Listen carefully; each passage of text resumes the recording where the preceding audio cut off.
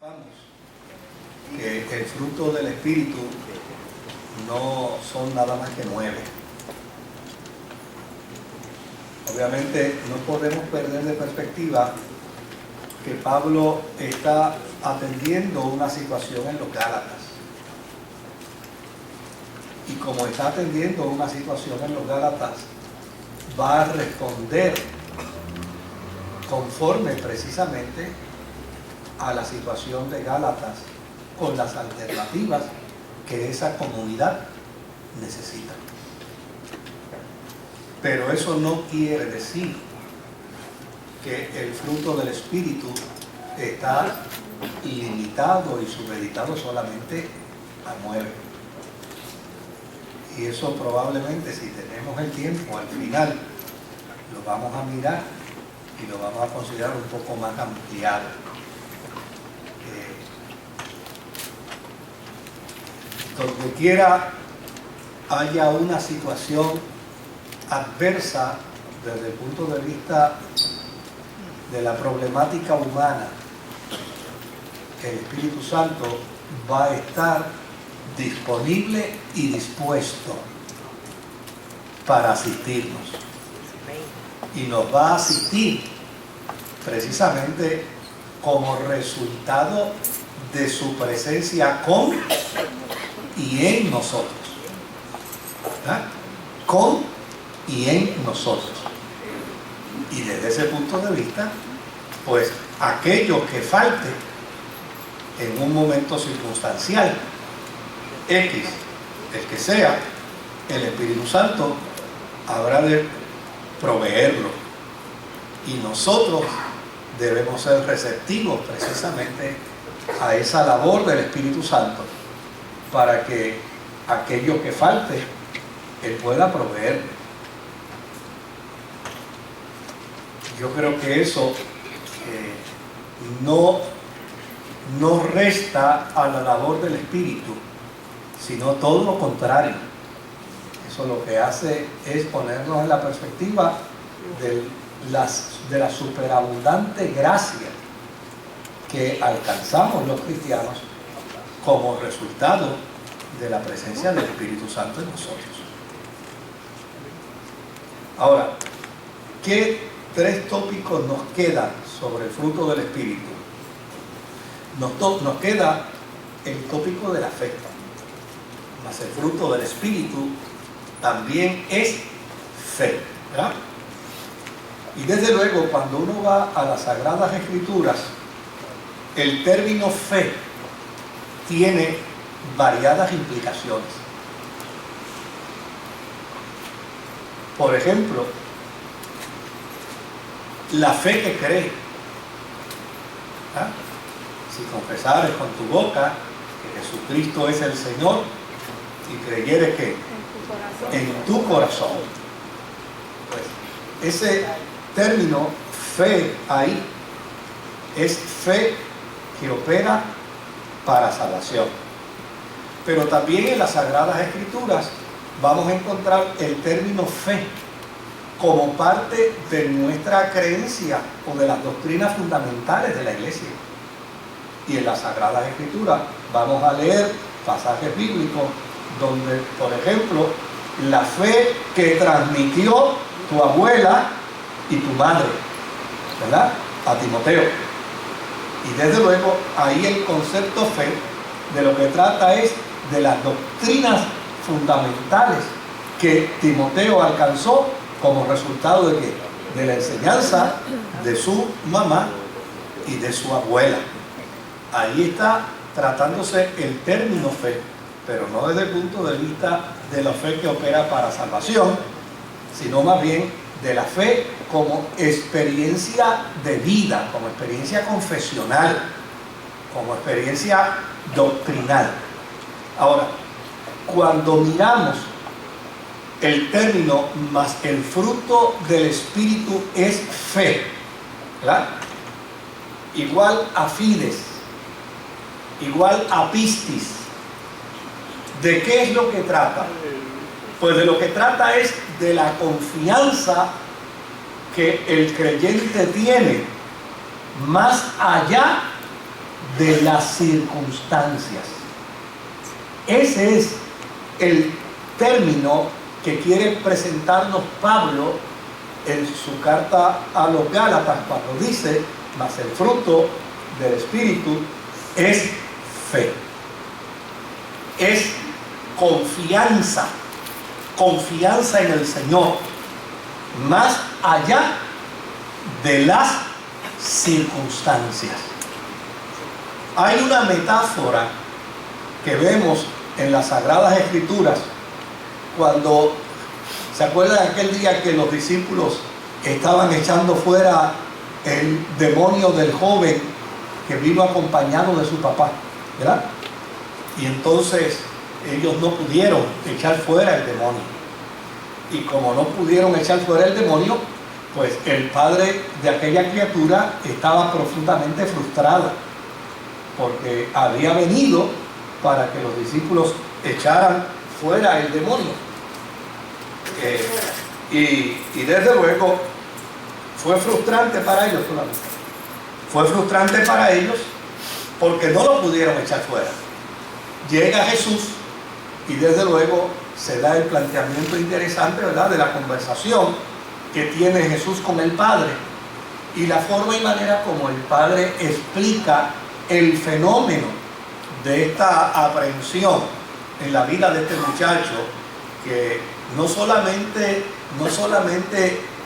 bota espumarajo por la boca, ¿no? Bota espuma.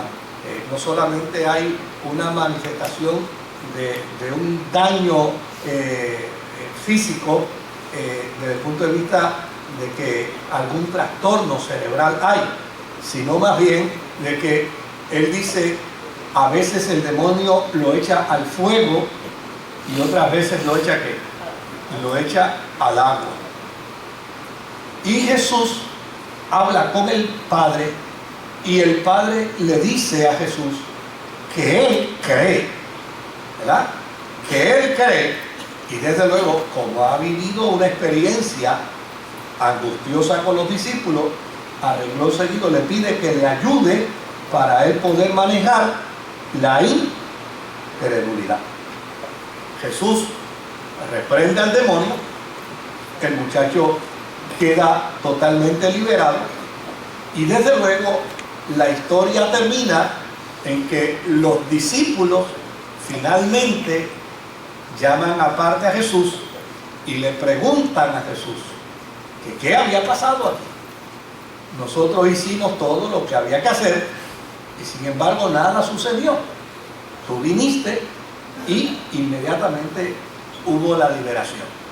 Y la respuesta de Jesús, ¿verdad?, es: si ustedes tuviesen fe, ¿verdad?, es decir, si ustedes tuvieran fides o pistis, si ustedes tuvieran confianza más allá de ¿qué?, de las circunstancias, ustedes pues ya sencillamente hubieran obrado el milagro. De hecho, si ustedes tuvieran confianza más allá de las circunstancias como la tiene el grano, la semilla de ¿qué?, de mostaza. No sé si eso hace clic, porque a veces la gente piensa que el planteamiento de Jesús es que usted lo que tiene que tener es un chin de fe. Y esto no es lo que está planteando Jesús, porque sería una contradicción. Porque si usted tiene un chin, entonces sería si usted tiene un poquito de confianza más allá de las circunstancias. Y aquí fe es ¿qué cosa? Es si usted tiene ¿qué? Confianza, convicción más allá de las circunstancias. Entonces, desde luego, la metáfora que usa Jesús es la metáfora de la semilla de mostaza. Y la metáfora de la semilla de mostaza lo que plantea es simple y es sencillo. Es que la semilla de mostaza sabe con perfecta claridad que donde ella mejor está para poder germinar y poder dar fruto, ¿dónde debe estar? En la tierra. Ahora, ¿qué es lo que acontece cuando se toma una semilla y se entierra en la tierra, pues ya necesariamente usted la enterró y la abandonó. Usted como sembrador fue, porque usted no se queda mirando la semilla, usted la enterró y usted salió de allí y la dejó allí. Pero esa semilla sabe que es precisamente bajo esas circunstancias que ella puede ¿qué? Germinar. De otra forma no germinará. En las manos del sembrador no germina. Ella germina en el seno de la tierra, ¿verdad? Entonces, ¿qué es lo que demarca la semilla bajo esas condiciones? Una confianza plena más allá de qué, de las circunstancias. Me van a abandonar, me van a dejar sola, voy a estar allí en medio del sol, voy a estar allí en medio de la lluvia, hay otras raíces alrededor de mí, hay otras circunstancias, pueden existir circunstancias adversas, puede venir una vaca San Pedro y tirar allí el gusano, ese gusano blanco que es terrible, que se come la semilla y destruye las raíces, pero ella se queda allí. Ella se queda allí, confiada en que de la única manera que germina es teniendo plena confianza de que la tierra es el mejor lugar, aún por encima de las circunstancias. Pues esa es la fe que está planteando Pablo cuando él dice, mira, lo que produce el Espíritu Santo en la vida del creyente es una fe que va más allá de las circunstancias. ¿Dónde uno ve esa fe? ¿Dónde uno ve esa fe? Mire, hace un tiempo atrás yo estaba enfermo, como se enferma cualquier hijo de vecino, y desde luego vine a la iglesia a cumplir con mi responsabilidad, y alguien se me acercó y me dijo que si podía orar por mí. Claro que sí, ¿cómo yo voy a aceptar la oración? Pues claro que sí. Pues oró por mí, y después que hubo orado por mí, hubo algunos planteamientos dentro de la oración que a mí personalmente no me hacían mucho sentido, como por ejemplo un planteamiento de oración de negociación. Sánalo para que te pueda predicar, sánalo para que pueda ser más efectivo. Y desde luego, cuando la persona terminó de orar por mí, yo le dije, mira, hay algo que yo te quiero clarificar. Yo no negocio con Dios una sanidad por nada del mundo.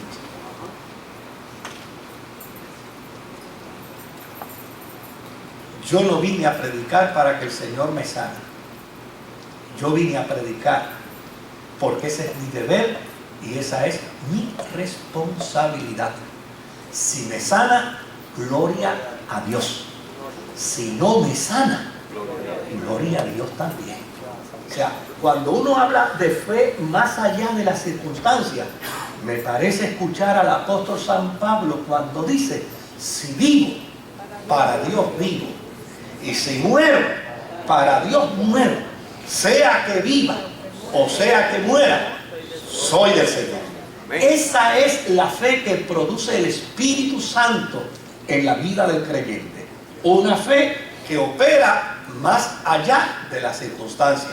Es la fe que plantea Pablo cuando dice, por lo cual estoy seguro que ni la muerte ni la vida, ni ángeles ni principados, ni lo presente ni lo porvenir, ni lo alto ni lo bajo, ni ninguna cosa creada me podrán separar a mí del amor de Dios que es en Cristo Jesús, Señor nuestro. Obviamente, nuestra naturaleza humana, y esto aquí es sumamente importante, nuestra naturaleza humana, si usted me pregunta a mí, ¿cómo tú prefieres estar enfermo o sano? Y si me pregunta con toda honradez, ¿te gustaría morirte hoy? Le diría, no. No me gustaría morir. Pero ya sencillamente por encima de esa realidad de mi naturaleza humana y de la naturaleza humana de todos nosotros, tenemos la plena certeza de que por más sano que estemos, por mejor que comamos, por mejor que durmamos, por mejor que nos atendamos, un día que ya nos vamos a morir. Ahora, lo que es importante dentro del proceso no es el día que me voy a morir, es que yo puedo entender con esa confianza más allá de las circunstancias que yo no me voy a morir porque una enfermedad quiere matarme, ni me voy a morir porque un accidente me quiere matar, ni me voy a morir porque un delincuente quiera matarme. Llana y sencillamente yo me voy a morir porque al Señor le plujo llamarme a su presencia. Esa es la fe que va más allá de las circunstancias. Que llana y sencillamente le puedo decir, mira, estoy en las manos del Señor. Y desde luego, cuando yo traduzco esa fe, porque ¿qué yo entiendo por fe? Por fe entendemos una firme persuasión. Pablo habla de ese concepto. Pablo dice, estando persuadido de esto, ¿verdad? Que aquel que comenzó, ¿qué? Su obra en mí. Pues esa es la fe. Yo tengo una plena confianza como resultado de la operación del Espíritu Santo en mí. Óyeme, no es que yo sea perfecto, pero prosigo que tengo una firme persuasión de que yo prosigo al blanco del soberano llamamiento. Por el otro lado, no es meramente un elemento mágico. La fe no es un elemento mágico. Es una convicción que atiene a la vida, que atiene a la vida con profunda claridad, precisamente como resultado de haber escuchado la palabra y como consecuencia del Espíritu Santo que está operando en nosotros. Yo leo la Escritura. Mire hasta dónde llega esa dimensión de nuestra fe. Que podemos leer la Escritura para el estudio, que podemos leer la Escritura para la crítica, que podemos leer la Escritura para el análisis, pero cuando también leemos la Escritura para que sea la palabra de Dios hablando a nuestra vida, le creemos a la palabra de Dios. ¿Cómo opera esa fe? Por el Espíritu. Por el Espíritu Santo en nosotros. Es confianza en el cuidado providencial de Dios. Usted no ha vivido la experiencia de una situación de crisis y aún dentro de esa situación de crisis dice, de alguna manera, Dios va a obrar. Dios va a obrar. Usted no ha vivido la experiencia de estar, como dice el jíbaro, más pelado que un chucho. Y tiene dentro de sí la certeza del cuidado providencial de Dios, del Señor. Algo Dios va a hacer. Es la fe que nos lleva a exclamar como el salmista, mi socorro viene de Jehová. Es convicción de la seguridad en las promesas eternas de Dios. Y es fe el concepto de la fidelidad recíproca. Es decir, Dios es un Dios fiel. Por lo tanto, yo debo también que caminar hacia esa fidelidad. O sea, esa obra del Espíritu Santo en nosotros es lo que dice el apóstol San Pablo, que el fruto de ese Espíritu también provoca en nosotros confianza más allá de la circunstancia. Esta concepción de fe demarca una plena e inconmovible confianza de conocerle a Dios. Pablo, en un momento dado, le dice a los detractores de su evangelio, de los que andan haciéndole la vida difícil, dice, mire, no me traigan más cuentos. Yo llevo en mi cuerpo, ¿qué? Yo llevo en mi cuerpo las heridas del Señor. Es decir, yo tengo una confianza plena e inconmovible de que yo vivo una relación con Dios. Pues esa es fe.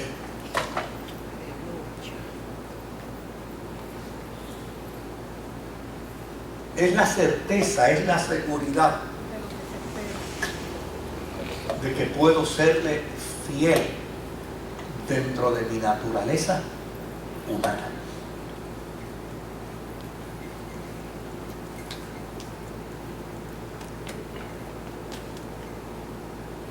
No niega la realidad, porque cuando yo escucho a alguien negando la realidad, inmediatamente eso me transporta al planteamiento de los especialistas de la conducta humana.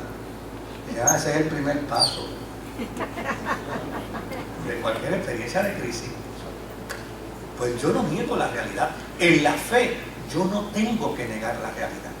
¿Cuál es mi realidad? Estoy pelado. Esa es mi realidad.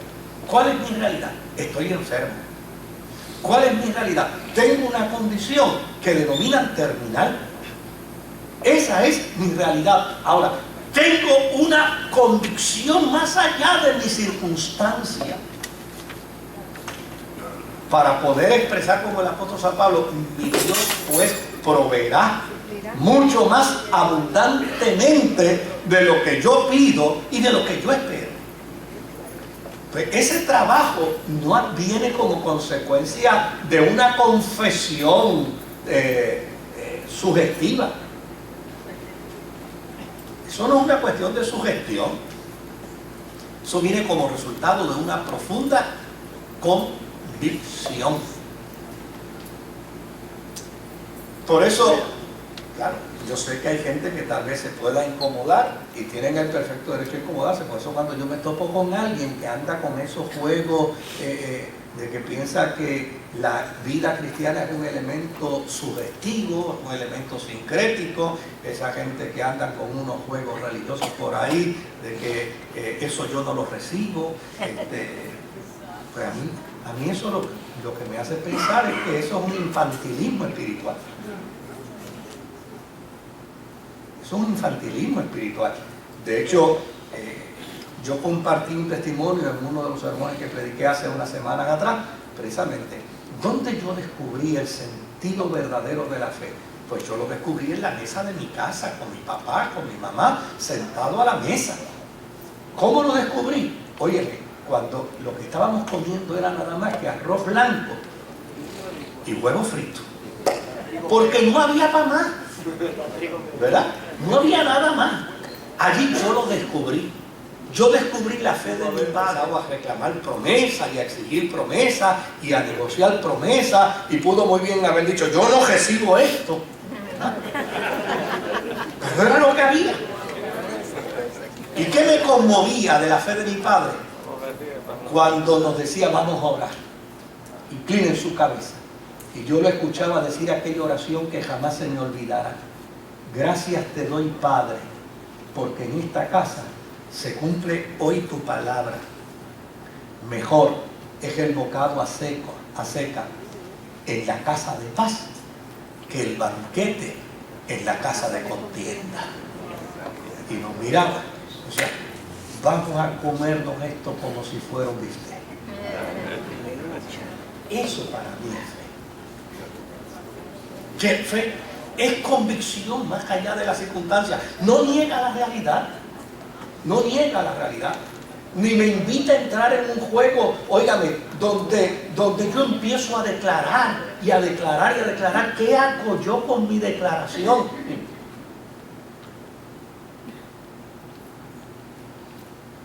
A veces yo escucho a una gente y digo: bueno, yo decreto. ¿Qué decretas? ¿Qué es el decreto desde el punto de vista de la fe? Cuando el planteamiento del apóstol San Pablo es mucho más trascendente. Cuando el argumento bíblico es mucho más trascendente. Ya y sencillamente he aprendido a vivir conforme, alegre, feliz. He aprendido a vivir una experiencia de vida cristiana. No importa cuál sea mi condición. He aprendido a vivir la vida cristiana en la abundancia y he aprendido a vivir la vida cristiana en la escasez. Eso es fe. Es la fe de la que habla aquí el apóstol. La confianza más allá de las circunstancias. Mi Dios pues suplirá todo lo que os falta según su abundante riqueza y gloria. ¿Qué es lo otro que plantea? Pues él plantea que también está el elemento de la mansedumbre. Y fíjense que cuando Pablo habla de la fe en términos de la confianza más allá de la circunstancia, claro, está hilvanando ideas, está hilvanando conceptos. Y de inmediato, después de fe, ¿qué añade? Mansedumbre. Y óigame, ¿y qué mejor que plantear el concepto de la mansedumbre? Porque esto significa precisamente sumisión a la voluntad de Dios. Sí, sumisión a la voluntad de Dios, en términos de la misión que uno haga. Yo acato la voluntad del Señor. Es decir, yo soy dócil. Una de las cosas que hace el Espíritu Santo en nosotros es trabajar con nosotros para que seamos dóciles, para aprender de Dios. La mansedumbre es precisamente eso. Es docilidad para aprender de Dios. ¿Cómo aprendo de Dios? Si no es precisamente a través de las circunstancias. Lo circunstancial es mi mejor lección de vida para aprender de Dios. ¿Dónde aprendo de paz? Sino precisamente cuando las circunstancias son incitadores e instigadores de guerra. Ahora, la mansedumbre no solamente significa sumisión a la voluntad de Dios, no solamente plantea el concepto de docilidad para aprender de Dios. ¿Qué quiere Dios enseñarme a través de estas circunstancias? Sino que la mansedumbre también es consideración hacia los demás.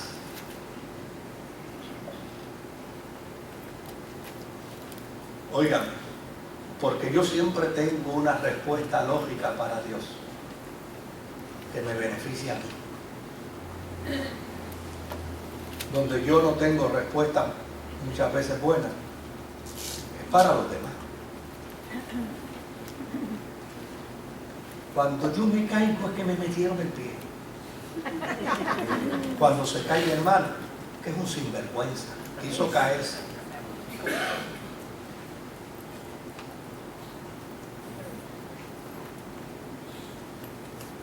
Mansedumbre es empatía. Es entender que en la vida de los seres humanos hay elementos circunstanciales. Y a mí se me prohibió juzgar.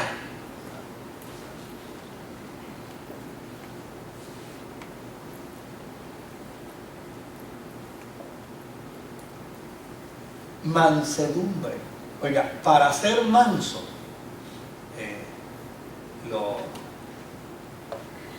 los jíbaros, a mí me encantaba, a mí me encanta hablar con los jíbaros de tierra adentro, cuando uno iba y decía, ¿y ese caballito? No, ese caballo hay que amañarlo,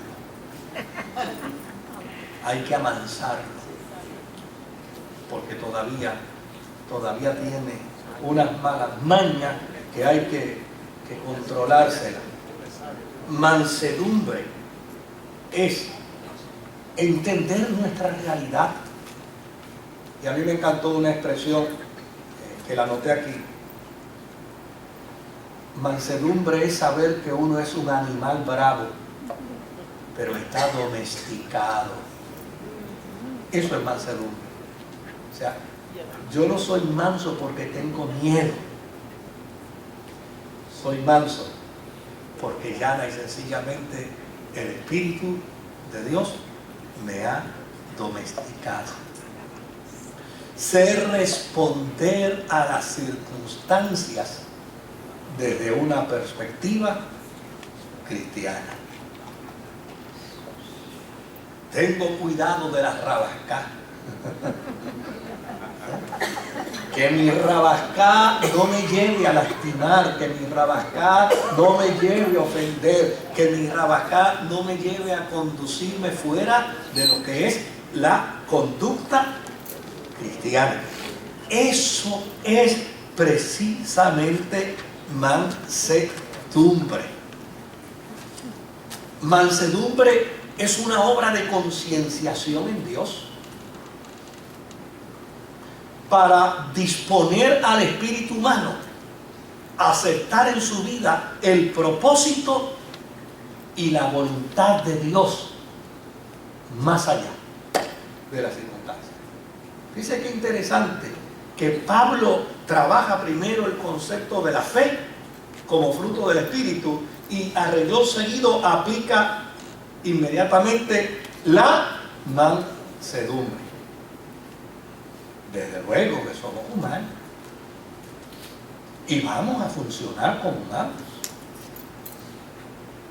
y vamos a enfrentar a nuestra realidad humana y vamos a ir trabajando, y Pablo lo dice con perfecta claridad, no es que ya yo la haya alcanzado, o sea, es más bien que prosigo que a la meta, prosigo al blanco. Pero hay una vida del espíritu en nosotros que cuando permitimos que esa vida del espíritu empiece a interactuar con nuestra realidad, por más alzado que estemos, el espíritu nos domestica, ¿verdad? Por más molesto que estemos, el Espíritu Santo empieza a trabajar con nosotros. Probablemente en el cantazo de la crisis decimos, lo cojo yo y lo reviento, pero el Espíritu Santo empieza a trabajar con nosotros. Y en el camino digo, no, yo no quería decir eso, lo que yo quería decir es que le voy a hacer un revoltillo, ¿sabes? Mira, yo lo voy a perdonar. ¿Por qué? Mire, yo nunca olvidaré, claro. Estas son las circunstancias humanas con las que el Espíritu Santo trabaja a diario con nosotros. Hace muchos años atrás, yo estoy ahí en la oficina, llega este hombre grandísimo, pide verme, entra y me dice, mire, yo quiero ir al altar de su iglesia porque yo quiero hablarle malo a Dios.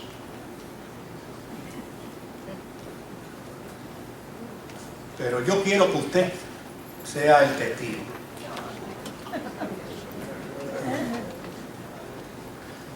Uno vive unas experiencias a veces, ¿verdad? Claro, yo conocía a la persona y conocía las razones por las que este hombre estaba bajo esta condición. Un cristiano, un creyente. El primer dato que yo conocía de él es que se echó 800,000 pesos al bolsillo, se montó en un avión y se fue a los Estados Unidos. Y a la vuelta de unos meses, los 800,000 pesos se le habían hecho sal y agua porque lo engañaron en unos negocios. Lo segundo que le pasó fue que uno de sus hijos se mató en un accidente automovilístico. Lo tercero que le sucede es que como consecuencia de esa experiencia, uno de sus hijos enfermó su mente y hubo que recluirlo en un hospital psiquiátrico. Ante esa situación, este hombre se le cerró el cielo según su entendimiento y no tenía otra alternativa. Para él no había otra. Y llegó aquí lleno de coraje, lleno de frustración, con un montón de signos de interrogación, y lo que pensaba era, le hablo malo a Dios, me mata y aquí se acabó todo y ya. Yo conocía esa realidad de él, pero conocía también que el Espíritu Santo sigue trabajando con nosotros dentro de la crisis. O sea, usted no piense que el Espíritu Santo, porque usted vive una experiencia de crisis, inmediatamente lo abandona y lo deja. No. Yo sabía que el Espíritu Santo todavía estaba trabajando con él en medio de su crisis. Y le dije, mira, yo te voy a acompañar. No hay ningún problema. Yo voy a acompañarte. Y vamos a ir los dos al altar. Pero permíteme a mí, antes de que tú vayas a hacer lo que tú quieras hacer, permíteme a mí orar. Claro, yo quería asegurarme de dos cosas. Decía, Señor, él es el del problema, no soy yo. Yo no soy cómplice de esto. Una pedida. O sea, que si el fallo cae, no traiga tanto voltaje. ¿Sabes? Pero yo quiero que tú me permitas orar. Porque yo sabía que en medio de su situación de crisis con humano, óigame, Dios no le iba a mirar de otra forma, sino con amor y con misericordia. Y me acerqué, mire, aquí mismo nos paramos. Y le dije al Señor, mira, Él está dentro de una crisis, con un profundo dolor. No entiende las circunstancias que ha vivido. Como consecuencia de ello, está en esta postura. Pero yo sé, Señor, que por encima de su crisis, tú vas a manifestar tu amor y tu misericordia. Porque más allá de su dolor, en su corazón, Él te ama. Terminé mi oración y le dije, adelante, ahora es tu turno. Y no pudo decir nada. Lo único que empezó fue a llorar. Se tiró de bruces aquí, se acostó con la cara en el piso y lo único que decía era, Dios, tú sabes cuánto dolor tengo, pero tú sabes también cuánto te amo. Y de eso han pasado muchos años. Y hace apenas unas semanas atrás me lo encontré y sigue sirviendo al Señor. O sea, el fruto del Espíritu va a producir en nosotros la mansedumbre, que no es otra cosa que una concienciación en Dios, para que nuestro espíritu humano, nuestra naturaleza humana, acepte el propósito divino en nuestra vida, dentro del marco de las circunstancias que sea, y aprendamos a que por encima de las circunstancias, Dios es Dios. Mire, en Mateo capítulo 11 y versículo 19, Jesús se presenta, dice, vino el Hijo del Hombre, come y bebe. No, esa no es la cita. Es el 29. Es el 29,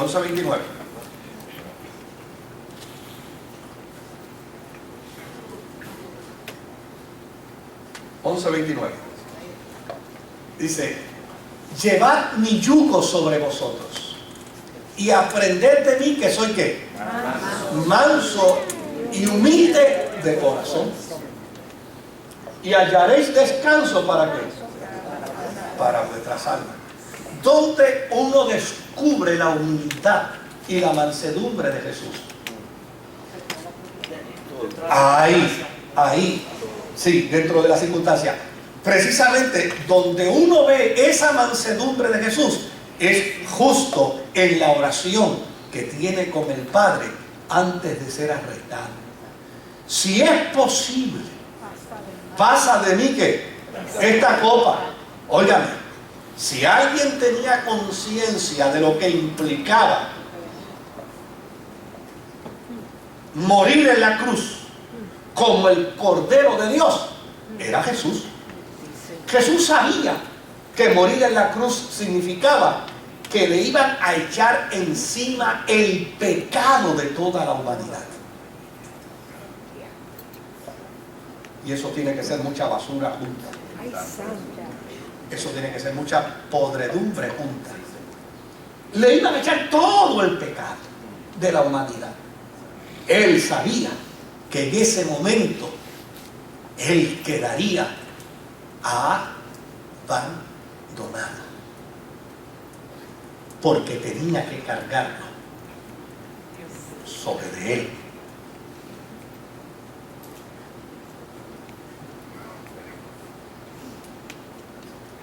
Pero sin embargo, la mansedumbre se refleja cuando le dice al Señor: hágase tu voluntad.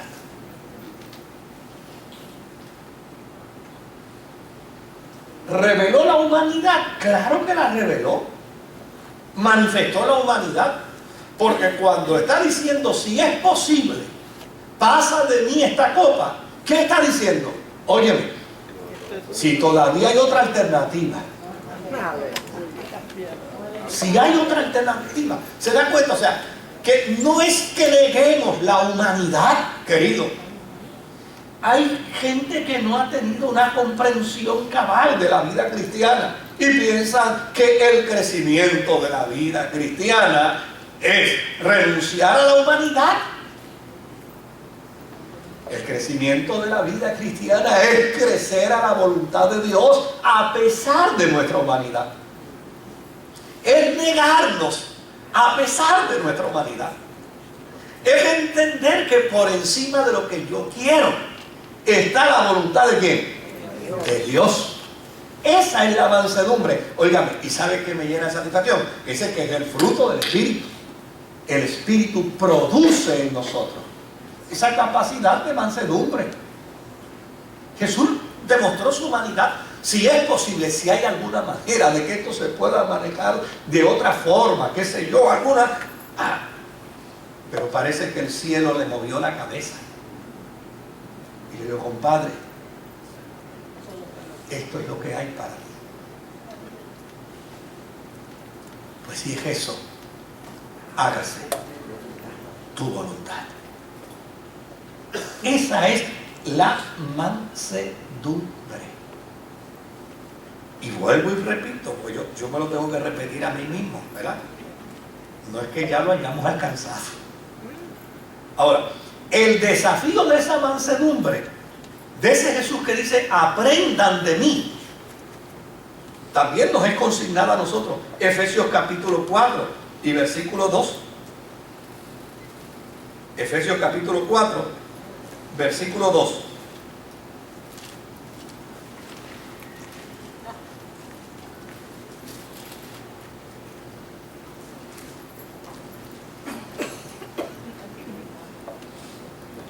Mira cómo dice: con toda humildad y mansedumbre, soportando con paciencia los unos a los otros en amor. ¿Cuál debe ser la conducta cristiana? Pues la conducta cristiana debe ser una de humildad y de mansedumbre. Niega esto el que tenga que renunciar a mis derechos. No. Lo que esto demarca es que yo no puedo ser vencido de lo malo y siempre tengo que vencer con bien el mal. Si miramos Colosenses capítulo 3 y versículo 12, dice: vestidos pues como escogidos de Dios, santos y amados, de entrañable misericordia, de benignidad, de humildad, de mansedumbre y de paciencia. Fíjese que aquí Pablo está tratando a los colosenses con una medicina donde añade otros ingredientes que también los considera parte del fruto de del Espíritu. Fíjense que aquí tenemos la mansedumbre, tenemos la paciencia, tenemos la benignidad. Pero entonces, ¿qué le añade él aquí? Le añade la humildad y le añade ¿qué? La misericordia. No erramos cuando decimos el fruto del Espíritu. También es que humildad y también es que misericordia. ¿Se da cuenta? Aquí había que añadir, dentro de la circunstancia de los creyentes de Colosa, había que añadirle estos dos elementos, que son también fruto del Espíritu. Porque a fin de cuentas, cuando actuamos en mansedumbre, vivimos a la manera y a la voluntad de Dios. De hecho, hay otros pasajes bíblicos que a mí me gustaría compartírselos, porque Pablo instruye a hacer de la mansedumbre un estilo de vida entre los que están en nuestro entorno. ¿Cuál debe ser mi estilo de vida para los que están en mi entorno? Mansedumbre. Oigan, y nos enriquecemos más. Yo no sé si usted ha vivido la experiencia de sentarse a escuchar a alguien, de alguien un insulto. Y cuando termina, verlo con compasión y con misericordia. Pobrecito. Está bien, no hay ningún problema. Tito, capítulo 3 y versículo 2. Vamos a Tito, capítulo 3 y versículo 2. Dice, que a nadie difamen, que no sean pendencieros, sino amables, mostrando toda mansedumbre, ¿para con quién? Y si es con todos, ¿a quién exceptúa? A todos, es a todos. Si miramos primera de Corintios, capítulo 4 y versículo 21, dice, ¿qué queréis? ¿Iré a vosotros con vara o con amor y espíritu de qué? De mansedumbre. O sea, ¿qué queremos escoger en la vida cristiana? Un espíritu de contienda constante, de ponerle la pajita en el hombro a alguien para, o ya y sencillamente decimos, no, vamos a escoger mejor un espíritu de mansedumbre. Si miramos segunda de Timoteo capítulo 2 y versículo 25, que con mansedumbre corrija a los que se oponen. Sí, por si quizás Dios les conceda que se arrepientan para conocer la verdad. Y miramos el último, Gálatas capítulo 6 y versículo 1. Dice, hermanos, si alguno fuere sorprendido en alguna falta, vosotros que sois espirituales, restauradle ¿con qué? Considerándote a ti ¿qué? A ti mismo, no sea que tú también seas tentado y a la hora que te vayan a tratar no te den de la misma medicina que das. Eso es adición. De hecho, dentro de la siembra y la cosecha, quien siembra mansedumbre cosecha mansedumbre.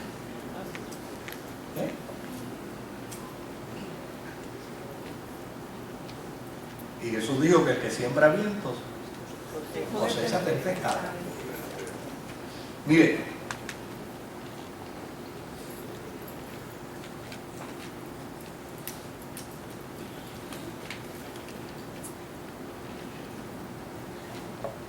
¿qué es lo que realmente nos hace a nosotros cristianos?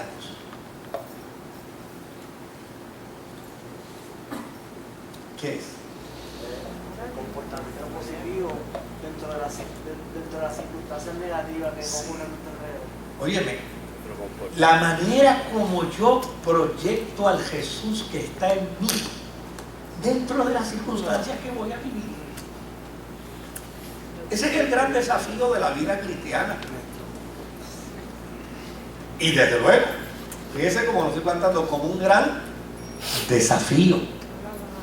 Ahora, claro, el ABC de la vida cristiana, Jesús lo dijo: el que quiera seguir en pos de mí, niéguese a sí mismo. Niéguese precisamente a eso de que así soy yo. De eso tenemos que negarnos. A ese así soy yo. O sea, si yo no muero a ese así soy yo, pues no puede renacer en mí, ¿qué cosa? El sentido de la nueva criatura. La nueva criatura que va a trabajar en nosotros, ¿qué? El Espíritu Santo, con el fruto. Con el fruto. Ahora, ¿qué otra cosa plantea? Por último, para irnos la semana que viene a los dones. ¿Verdad? ¿Qué otra cosa plantea la Escritura? Que el fruto del Espíritu es templanza. Y templanza no es otra cosa que la capacidad para autodominarme. Es dominio propio. Egrateia se llama en griego el término. Es parte de la disciplina cristiana. Es parte de la disciplina cristiana ejercer un dominio moral, emocional e intelectual en todas nuestras funciones. Fíjese que Pablo viene planteando conceptos muy lógicos que los enervan uno con otro. Primero habla de fe, luego habla de ¿qué? De mansedumbre, y ahora dice, bueno, si no te gustó lo de animal domesticado, pues ahora te invito a que te pongas el bozal, ¿verdad? Vamos, Moisés, ponte el bozal. Entonces ahora llana y sencillamente entra en el proceso del dominio, del autodominio. Hoy, interesantemente, no sé si alguien escuchó el programa de radio en Nueva Vida, pero llamó una persona muy honesta, y dijo, mire, yo soy cristiano, pero yo quiero hacer una pregunta a ver si me pueden ayudar. ¿Cómo yo puedo trabajar con las pasiones carnales que yo tengo? Óigame, y a mí me parece que un planteamiento como ese es tan honesto. Eso es bien honesto, porque a fin de cuentas el autor bíblico de la carta a los hebreos coge a uno de los profetas más distinguidos de Israel, el símbolo del profetismo de Israel, llamado Elías, y de Elías dice que era sujeto ¿a qué? A pasiones y debilidades como las nuestras. Y a mí me parece que eso es un acto de honestidad. Una persona que diga, mira, ¿qué hago yo con mis pasiones? Desde luego, con lo primero que hay que trabajar es con el principio bíblico. Pues yo no le puedo entregar mis pasiones al Señor. No, yo tengo que trabajar responsablemente ¿con qué? Con mis pasiones. Porque precisamente el fruto del Espíritu es dominio propio. Es parte de la disciplina cristiana. Ejercer dominio moral, dominio emocional y dominio ¿qué? Intelectual, dominio propio. En todas nuestras funciones. Ahora, si yo voy a analizar el dominio moral, pues desde luego, el dominio moral tiene una amplitud extraordinaria y tal vez aquí no vamos a poder trabajar con ella, pero dentro de las implicaciones, el dominio moral, una de las cosas que plantea es que yo no puedo evitar que a mi mente vengan malos pensamientos. Eso yo no lo puedo evitar. Puedo estar en el carro, puedo estar recostado, puedo estar orando y puede venir que un mal pensamiento. Eso yo no lo puedo evitar. Ahora, lo que yo puedo evitar es que ese mal pensamiento yo lo lleve a ejecución, yo lo lleve a cabo. Le digo, no, espérese un momentito, compadre, usted pudo pasar, como decía Spurgeon, usted pudo dar vuelta alrededor del mundo, pero usted aquí no se va a meter. De eso es que trata el dominio propio. Es la capacidad de decir, mira, ya y sencillamente, yo no puedo evitar que tú vengas, pero sí puedo evitar ejecutarte. Ese es el dominio moral. Lo mismo acontece en el área emocional. Que estoy en una discusión y digo, las ganas que me dan es sacar el puño. Eso yo no lo puedo evitar. Lo que yo puedo evitar es sacarlo. Y no, yo soy un cristiano. No puedo venir aquí. Esa no es la conducta cristiana, esa no es la disciplina cristiana. Eso no es lo que debe hacer un cristiano. Que voy por la calle y viene un individuo y me saca el dedo malo.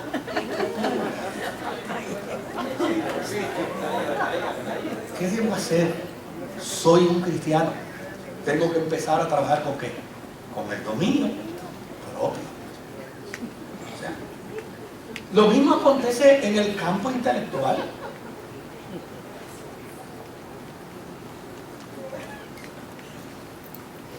Es lo mismo en el campo intelectual. O sea, óyeme, yo no tengo que pasarle el cilindro por encima a nadie. No. Sino, mera y sencillamente, tengo que aprender dentro del dominio propio el arte de soportar los unos a los otros. Si la vida cristiana fuera solo de manga, pelo y falda, yo les aseguro que fuera una maravilla. Pero no trata de eso. Eso no tiene importancia en la vida cristiana. De lo que trata es de esto. Y esto sí que es perpendicular. Aquí es como dice el Íbaro, donde la puerca entorcha el rabo o el cuerpo. Donde entorcha el rabo, aquí es donde la cosa se hace difícil. ¡Wow! Hacia esto es que el Evangelio me invita. Y desde luego, sin alternativa, porque me dice, no, el Espíritu está en ti. Y Él produce en ti, ¿qué? El fruto. Por lo tanto, nadie puede decir, no puedo. Lo único que basta es que diga, yo quiero. Yo quiero ser como tú, Señor. Yo quiero trabajar en esta área como tú la trabajarías. Yo quiero vivir en el marco de tu voluntad. Yo quiero hacer las cosas que honren el Evangelio. Eso es, precisamente, para ello, el lema cristiano debe ser: yo tengo autoridad sobre mí mismo. O sea, yo soy el jockey de mi propio caballo.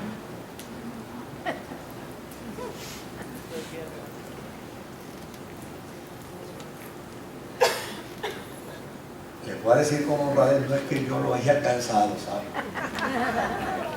Es que necesitamos concienciarnos a esa gran verdad. Mira cómo dice Primera de Corintios capítulo 7 y versículo 5. Primera de Corintios capítulo 7 y versículo 5. Dice, no os neguéis el uno al otro, a no ser por algún tiempo, ¿verdad? Por algún tiempo de mutuo consentimiento, para ocuparos sosegadamente en la oración y volver a ¿qué? A juntaros en uno, para que no os tiente Satanás a causa de vuestra ¿qué? Incontinencia. Este es un consejo que Pablo le está dando ¿a quién? A las parejas, a los matrimonios. Y desde luego, ¿qué está planteando Pablo con profunda honestidad? Con profunda honestidad Pablo está planteando que hay unas áreas de debilidad en la naturaleza ¿qué? En la naturaleza humana. Que hay unas áreas de debilidad en la naturaleza humana.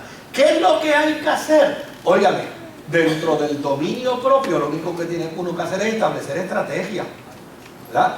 Mira, ¿cuál es la clave? Pues conocer nuestras tentaciones, conocer nuestras áreas débiles. Hay un planteamiento de Pablo que a mí me resulta fascinante. Él dice, doy pues gracias a Dios por medio de Jesucristo, porque en medio de mi debilidad, Dios se glorifica ¿qué? En mi vida. Es decir, Dios se glorifica en mi debilidad. Cuando yo quiero visualizar eso, y yo quiero hacer de eso algo visual, que yo pueda, ¿cómo es esto que Dios se glorifica en mi debilidad? Pues mire la idea que a mí me viene. Yo tengo 4 columnas de madera, ¿verdad? Mi casa está sostenida por 4 columnas de madera. Un buen día miro que una de las columnas de madera tiene comején y tiene polilla. Por lo tanto, deduzco ¿qué cosa? Que dentro de las 4 columnas hay una que es débil. Esa es la débil. Ahora, si yo salgo corriendo y voy a la ferretería y me compro un pedazo de acero y lo coloco justo al lado de esa columna que está llena de comején y de polilla, que es la más débil, y le meto tornillos arriba y tornillos abajo, y después miro las 4 columnas y pregunto, ¿dónde está ahora la columna más fuerte?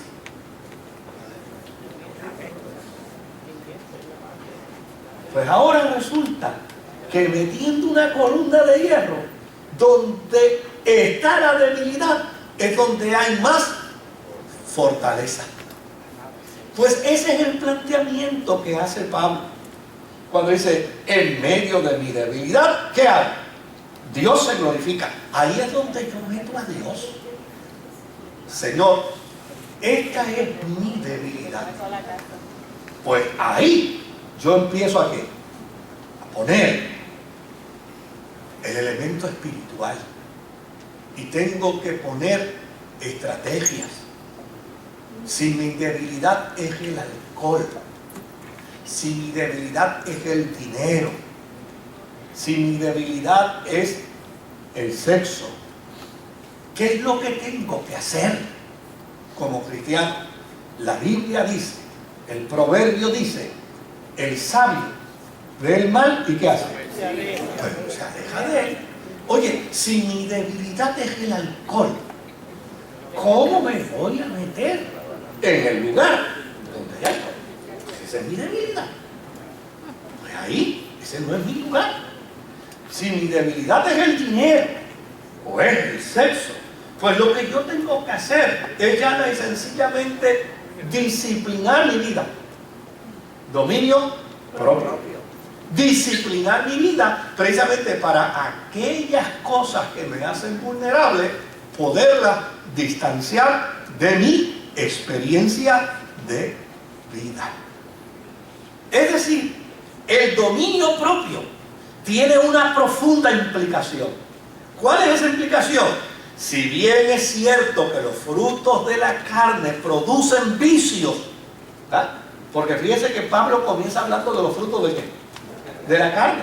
¿Por qué? Porque los frutos de la carne producen ¿qué? Producen vicio. El término en griego de vicio es asergia. ¿Verdad? Los frutos de la carne producen vicio. no es menos cierto que el fruto del Espíritu nos capacita precisamente para decir no y dominar nuestros impulsos humanos que van a estar ahí presentes, que no se van, que son parte de mi bagaje, que son parte de mi naturaleza. Claro, el equilibrio extraordinario de la vida cristiana es que ya no es sencillamente en la experiencia de la vida cristiana. Óyeme, las herramientas son para que no caigan, pero si caigo, no quiere decir que me eliminaron de la carrera. Lo que tengo que hacer es sacudirme, levantarme y seguir ¿qué? Y seguir corriendo. ¿Ves? Ahora, es precisamente esa concienciación en nuestra vida. Y me encanta como lo termina el apóstol San Pablo, cuando él dice, contra tales cosas no hay ley. Y desde luego hay una diversidad de planteamientos con respecto a esa expresión, contra tales cosas no hay ley. Y desde luego, fíjese bien que en la comunidad de los Gálatas existía una serie de problemas antagónicos para la vida cristiana. Es decir, de situaciones que producían vicio. ¿Y qué era lo que decían? ¿Qué era lo que decían los religiosos que llegaron a Galacia? Como esto se resuelve es con ley. Vamos a meter cualquier parecido hoy, es pura coincidencia, ¿verdad? Vamos a poner leyes más fuertes. Mire, cuando costaba 15 pesos estacionarse en un estacionamiento de impedido, a la gente no le importaba y se estacionaba. Después costaba 50 pesos y ahora está en 250, en 500. Primero fue 250 y después 500. ¿Y sabe qué? Todavía la policía expide boletos, porque de lo que se trata no es de los 500 pesos, es de una falta de educación en la psique de muchos individuos. En Estados Unidos hay un montón de estados que tienen la pena de muerte, porque se piensa, óyeme, que si tenemos la silla eléctrica, la cámara de gas o la camilla para inyección letal, se acaba el crimen. ¿Sabe qué? La lista de la gente que está esperando que lo sienten en la silla, que lo pongan en la cámara de gas o lo acuesten en la camilla, óigame, es incontable. En esos estados, lo que quiere decir es que llana y sencillamente la ley no ha podido evitar el crimen. No lo ha podido evitar. Cuando en Puerto Rico se estableció que el carjacking iba a ser entendido como una ley federal, ¿sabe lo que decían los delincuentes? Pues lo resolvemos, al que le vayamos a quitar el carro lo matamos, porque el muerto no habla. Una ley fuerte iba a provocar, o provoca ¿qué? Una acción más violenta. Y eso es precisamente lo que está planteando Pablo dentro de la comunidad de los Gálatas. Mire, esta cosa que ustedes quieren imponer de la ley judía para resolver los problemas del alma y para resolver los problemas del ser humano, no, lo que hace falta es una concienciación de que el Espíritu de Dios está en nosotros, que somos desafiados para crecer como cristianos, que somos desafiados para tener el carácter de Cristo, y en la medida en que esa concienciación se hace efectiva en nosotros, ya no sencillamente empezamos a ¿qué? A crecer. Contra estas cosas no hay ley, es una forma de entenderlo. Otra forma de entenderlo, según algunos, es contra estas cosas no hay medida. ¿Qué quiere decir contra estas cosas no hay medida? Mire, contra estas cosas no hay medida, lo que quiere decir es que usted puede tener toda la fe que quiera, que usted puede tener toda la mansedumbre que quiera, toda la paciencia que quiera, toda la bondad que quiera, toda la benignidad que quiera, todo el amor que quiera, porque a fin de cuentas Dios es la fuente de ello. Y para eso el Espíritu Santo está aquí, en nosotros.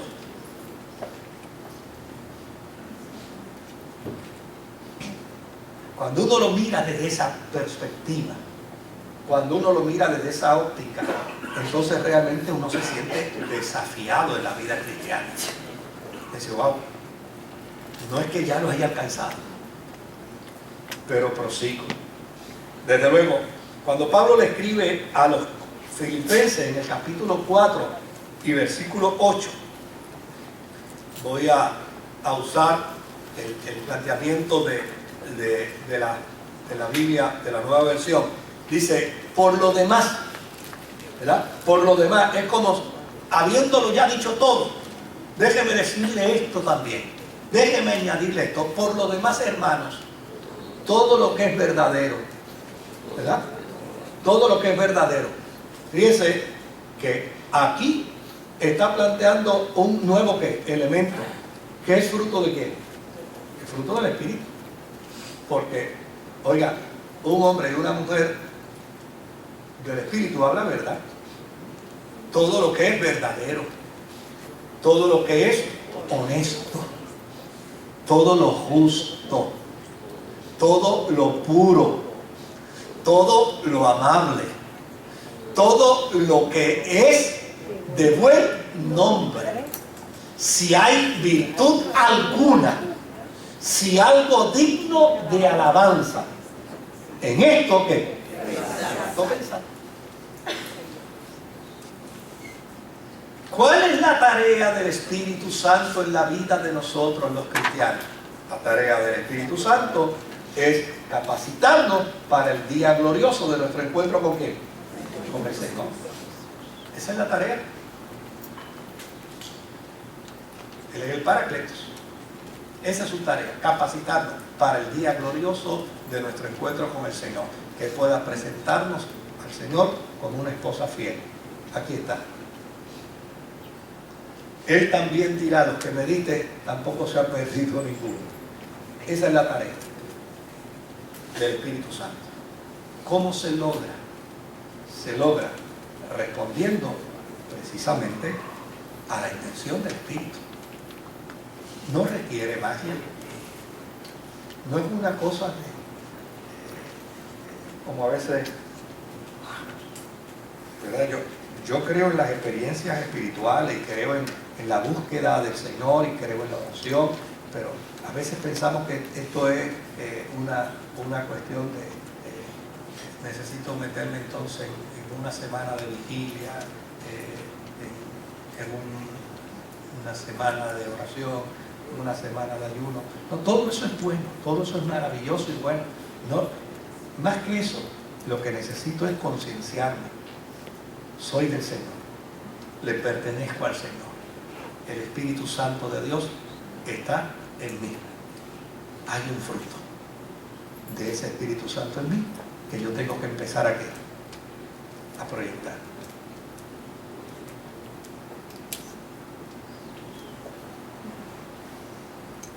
Ese es el gran desafío. ¿Alguna pregunta? Hoy no me van a poner el reloj. Hay una mano levantada.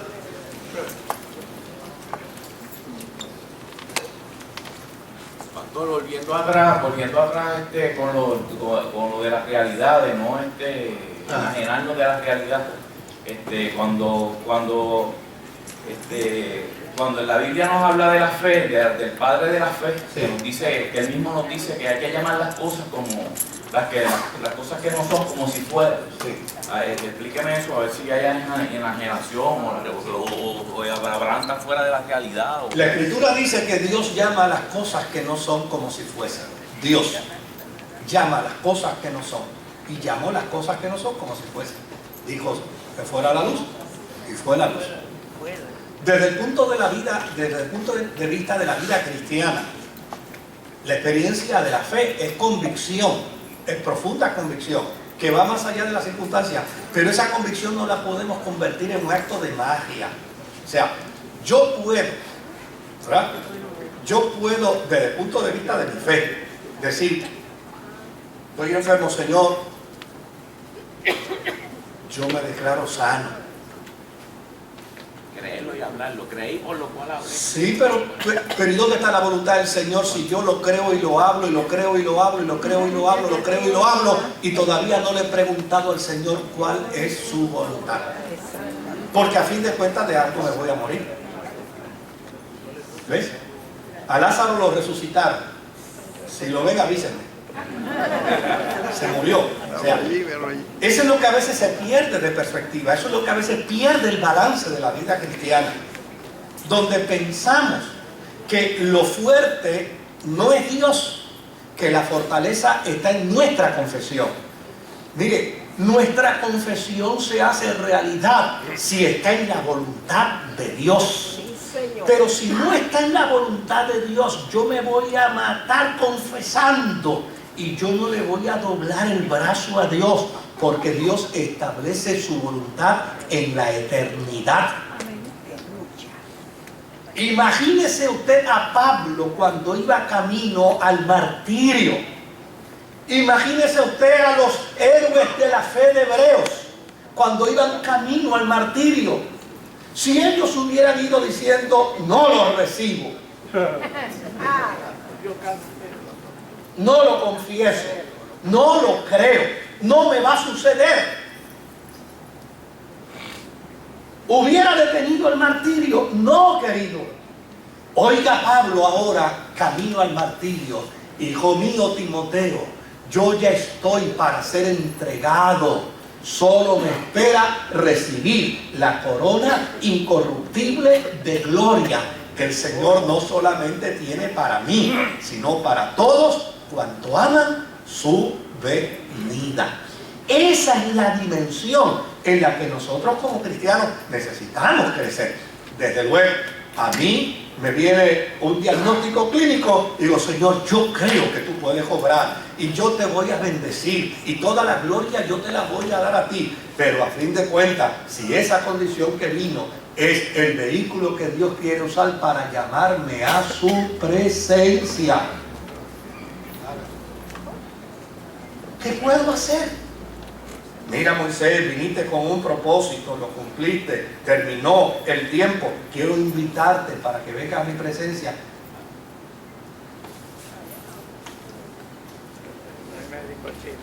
No hay postura que pueda doblarle a Dios el brazo.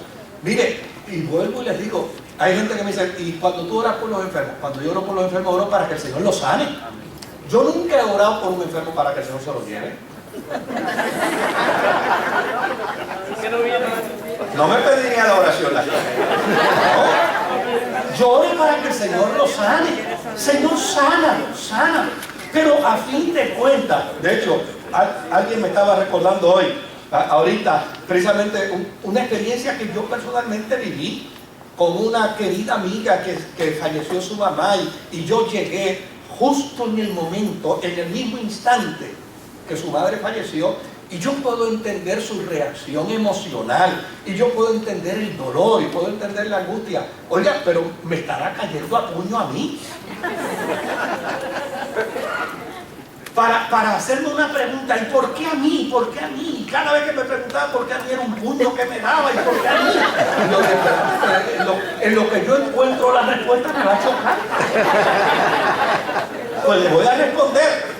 Le agarré las manos con suavidad pero con firmeza y le dije, contéstame una pregunta.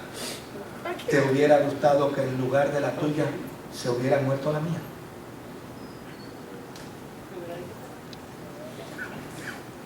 ¿Por qué a ti? Llegó el momento de invitarla a la presencia del Señor. Como un día me va a tocar a mí ver también cuando el Señor llame a la mía, a la presencia del Señor. Y lo vi y lo experimenté.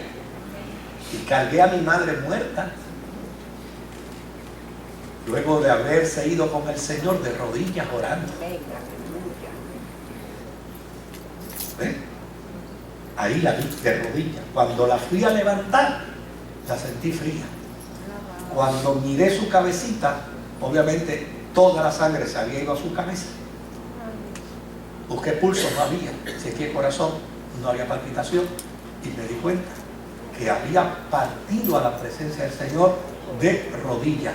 Oiga, ustedes me van a perdonar, pero yo me lleno la boca diciendo eso. Yo bendigo a Dios por esa experiencia. No se fue peleando con Dios, no se fue enojada con Dios, no se fue preguntándole a Dios, ni diciéndole a Dios, no, déjame un año más o 2 meses. No, se fue. Se fue orando de rodillas ante la presencia del Señor. Pues hasta dónde llega mi fe, hasta dónde llega mi oración, al nivel de mi mansedumbre. Cuando yo le pueda decir al Señor, Señor, déjame un tiempito más, por favor, quiero trabajar un poco más para ti. Y en el cielo me digan, pues si no es posible, hágase entonces ¿qué? Tu voluntad. Aquí está. Esa acción de este hombre que toma al niño, a Jesús, en sus brazos, y después que lo toma en sus brazos, ¿qué dice? Ahora haz conmigo como tú quieras, porque mis ojos han visto que la salvación de Israel. Punto. Ya me puedo ir en paz. O sea, sí, querido. Mire, ¿cuál es el problema de...? Y obviamente la pregunta me parece que exige y requiere que aprendemos en ella.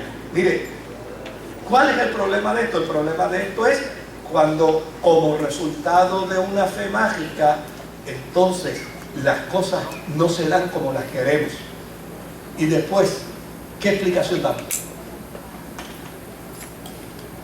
Yo he visto explicaciones, querido, que a mí me da dolor. Digo, Dios mío, pero ¿y por qué llegar? Mire, unas amistades que él muere de cáncer y ellos que estuvieron todo el tiempo diciendo, no, él se va a levantar, el Señor nos lo prometió, se va a levantar, finalmente murió.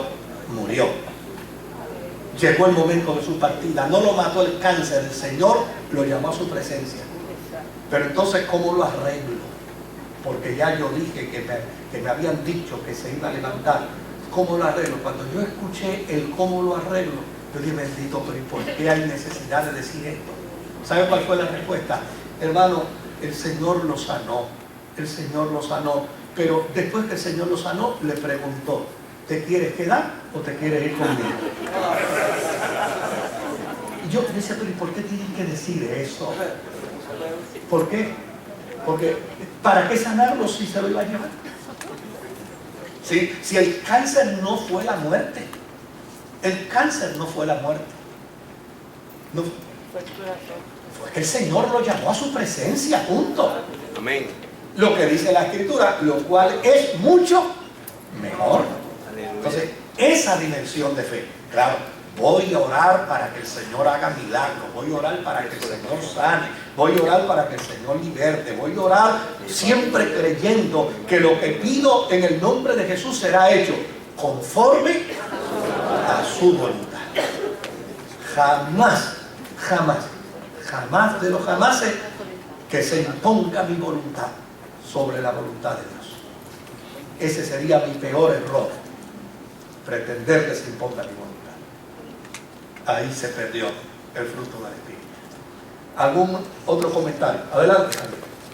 Sí, pastor, he escuchado en diferentes iglesias sobre ese texto que habló el hermano, de las cosas que no son como si fuesen, que si yo estoy enfermo, como usted está hablando ahora, y yo digo que tengo, un ejemplo, catarro, pues estoy faltando a mi fe, porque no estoy declarando las cosas que no son como si fuesen.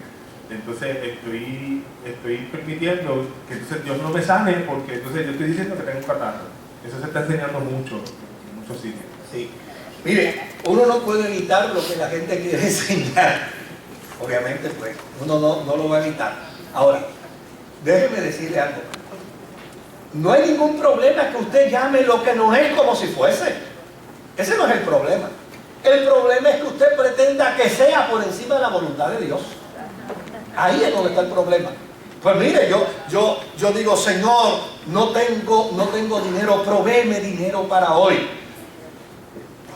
Y digo, Señor, yo creo que viene un cheque con el cartero hoy. Yo lo creo y lo espero. Y me paro al lado del buzón. Y llegó el cartero. Y me dio la factura de la luz, y del teléfono, y del agua, y el cheque no vino. Entonces, ¿qué voy a hacer con Dios? Con mi relación con Él. ¿Qué voy a hacer? Pues sabe lo que dice Job.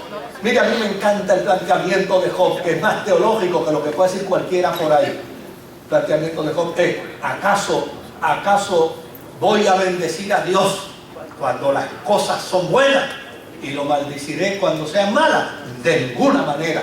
Pues cuando espere el cheque y no llegue, voy a bendecir al Señor. Amén. Porque a fin de cuentas se hizo su voluntad. De eso es que trata. No es que usted, mire, orar es pedir, y es pedir como un niño. Orar es pedir como un niño.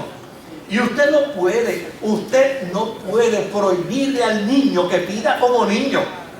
Mire, el niño le pide dulce antes de comer. Ese es su derecho. La obligación suya es que no dárselo, disciplinarlo. Mire, compadre, usted a esta hora no puede comer dulce. Es la comida lo que se va a comer. Esa es la función de la fe. Usted pida como niño. Dios le va a responder como padre. Él sabe lo que necesitamos. Adelante, Ricardo. Sí, pastor. Aquí hay un ejemplo bien claro en la Biblia, sí, de eso que estamos hablando. ¿Cómo no? Adelante. Y lo leo aquí directamente. Daniel 3, verso 17, medio hacia adelante, dice el rey Nabucodonosor, hablándole a Sadrach, Mesach y Abednego: porque si no le adoráis, en la misma hora seréis echados en medio de un horno de fuego ardiendo. ¿Y qué Dios será aquel que os libre de mis manos? Sadrach, Mesach y Abednego respondieron al rey Nabucodonosor diciendo: no es necesario que te respondamos sobre este asunto. He aquí nuestro Dios, a quien servimos, puede librarnos del horno de fuego ardiente, y de tus manos, oh rey, nos librará. Y si no, sepas, oh rey, que no serviremos a tus dioses, ni tampoco adoraremos la estatua que has levantado. Fíjese el planteamiento de los jóvenes hebreos. Dios puede hacerlo y lo hará. ¿Pues qué está haciendo? Declarando que lo va a hacer. Pero dentro de eso, ¿qué dice? ¿Cuál es la voluntad de Dios? Y si la voluntad de Dios es no hacerlo, nuestra decisión es que nos vamos a adorar. El planteamiento tiene que ser bíblico. Tiene que ser bíblico. Porque si no es bíblico, no sirve, querido. Mire, yo vine a pastorear esta iglesia hace ya 28 años, para 29. David la lleva a la fecha bien. Y mire qué dato interesante. Aquí hay una hermana, que un día me llama y me dice: pastor, vaya a ver mi sobrina, por favor, al hospital. Claro que sí, con gusto voy. Salí al hospital a verla. Claro, ella me ha visto y me dijo: ella es una joven cristiana, pero la va a encontrar blasfemando. La va a encontrar blasfemando. ¿Y por qué la voy a encontrar blasfemando? Lo que pasa es que ella le dio cáncer. En su iglesia oraron por ella. Y obviamente hubo un tiempo donde el cáncer se inactivó. ¿Verdad? Y entonces la iglesia la declaró sana. Pero un par de años después, el cáncer volvió de nuevo. Y cuando volvió, ella pidió la oración, pero entonces la iglesia le dijo: no, un momentito, a ti el Señor te sana. Y si te sanó, no puede volver el cáncer. Pues volvió. Pues si volvió, algún pecado tú has cometido, alguna falta tú has hecho. Y esa muchacha empezó a estudiarse. Dígame el pecado, yo no lo he cometido. Y este otro, tampoco, y él, tampoco. ¿Y sabe cómo concluyó su vida? Concluyó su vida renegando su fe. Porque a fin de cuentas, ella tenía conciencia de que no había razón para volverle cáncer. Y en efecto, cuando yo llegué al hospital, la encontré en esa actitud. Me quedé con ella un par de horas, hablando con ella. La dejé bendiciendo al Señor. Con una teología bíblica, planteándole precisamente lo que la Biblia enseña: la sujeción a la voluntad del Señor, la mansedumbre, el aceptar. Unos días después partió con el Señor. Y su tía me dice: pastor, si usted la hubiera visto, estaba adorando al Señor en el momento en que partió. Pues esa es la satisfacción. Esa es la alegría de la vida cristiana. Querido, pida. Pida. Haga. Mire, yo me disfruto tanto cuando mis nietos van a casa y abren la nevera y los escucho decir: a ver, ¿qué hay aquí que yo me pueda comer? Eso yo me lo disfruto. Pero el que decide qué se puede comer y en qué momento, eso es decisión de nosotros, los adultos, no es de ellos. Digan lo que ustedes quieran, es mi decisión. Mire, compadre, a esta hora usted no puede comer nada de lo que hay ahí. En media hora está la comida. Usted después que se coma la comida, entonces le damos el mantecado, pero no ahora. Dicen que abuelo es malo. Pues claro que lo hace. Algún día descubrirán que abuelo hizo lo correcto. De eso es que se trata. Pida, en posición de niño pida, pero sepa que su solicitud está sujeta a la voluntad del Señor. Que Dios me los bendiga. Amén.